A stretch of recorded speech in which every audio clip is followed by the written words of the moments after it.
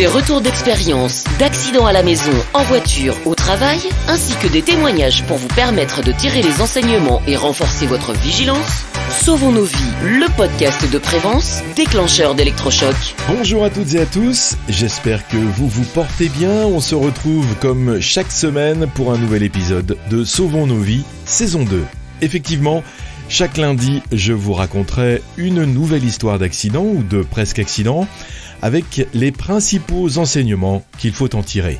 N'hésitez pas à échanger et communiquer bien sûr sur notre page LinkedIn Sauvons nos vies. Et si vous avez des histoires intéressantes à faire partager, eh bien vous serez sur le bon canal. Je tiens à vous remercier pour votre fidélité et je lance avec notre première histoire, cette saison 2. Ce matin-là, le soleil se levait doucement sur le chantier. La lumière orangée se mêlait au bruit familier des marteaux et des scies, créant une atmosphère presque paisible. Jean, un ouvrier expérimenté, travaillait sur la toiture d'un bâtiment en construction.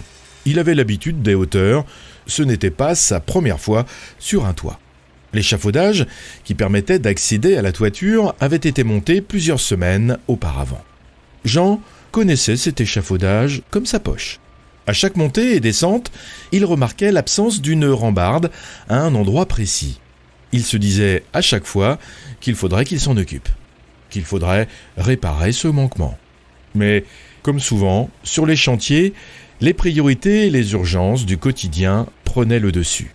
Il se répétait « je le ferai plus tard ».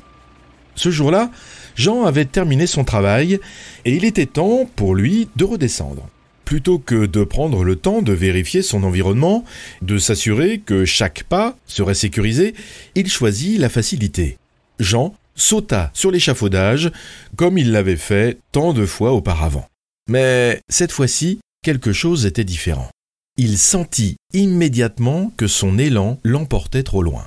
Son cœur fit un bond dans sa poitrine lorsqu'il réalisa qu'il se dirigeait tout droit vers l'endroit dépourvu de rambarde.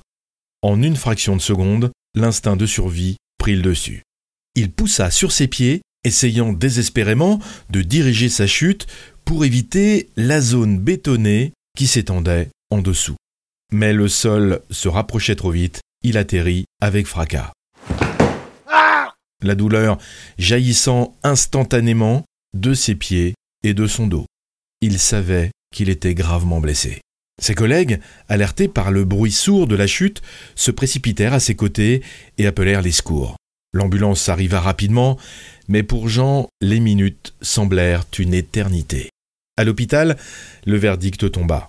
Fracture aux 2 pieds et aux orteils, avec également un tassement des vertèbres.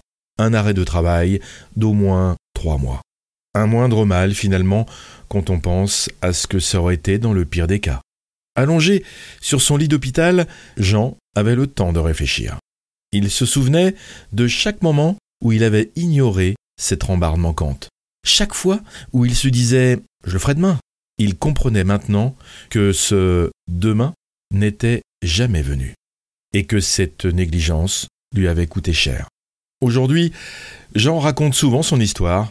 Il parle de l'importance de la sécurité sur les chantiers, de ne jamais remettre à demain ce qui peut être fait aujourd'hui. Son histoire est un rappel poignant que la sécurité ne doit jamais être prise à la légère. Chaque détail compte, chaque précaution peut sauver une vie. Et parfois, la différence entre une journée ordinaire et une tragique tient à une simple rambarde. Jean a appris à ses dépens que sur un chantier, il n'y a pas de place pour la négligence. Son histoire, telle qu'il la raconte, est un puissant témoignage de la fragilité de la vie et de l'importance de la vigilance. Aujourd'hui, il est de retour sur les chantiers, plus prudent que jamais, déterminé à ce que sa mésaventure serve de leçon à tous ceux qui l'écoutent. Pas de mesures de sécurité, pas de travail. S'assurer que les protections collectives et individuelles sont en place. Corriger les écarts sans attendre. Rappelez-vous l'épisode de la saison 1 avec l'interview de François Pasquier, accidenté du travail. La cause est ici encore la même. Pour rappel, les chutes représentent environ 50% des accidents au travail et à la maison.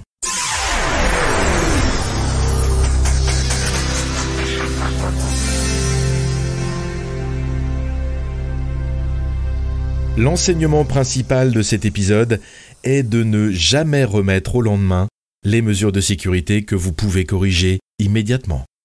Voilà, nous arrivons au terme de ce premier épisode. Merci de l'avoir suivi.